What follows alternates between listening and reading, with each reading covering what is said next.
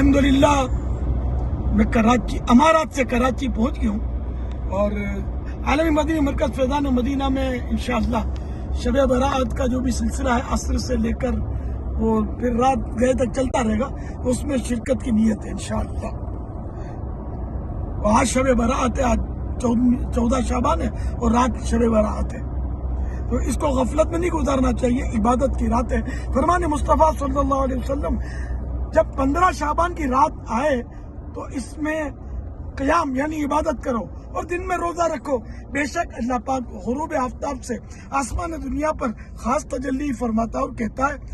کوئی مجھ سے مغفرت طلب کرنے والا کہ اسے بخش دوں، ہے کوئی روزی طلب کرنے والا کہ اسے روزی دوں، ہے کوئی مصیبت زدہ کہ اسے عافیت عطا کروں، ہے کوئی ایسا، اور یہ اس وقت تک فرماتا ہے کہ فجر طلوع ہو جائے۔ حوالہ سنن ابن ماجہ جلد 2 پیج نمبر 160، حدیث نمبر 1388۔ صلو علی الحبیب صلی اللہ علی محمد۔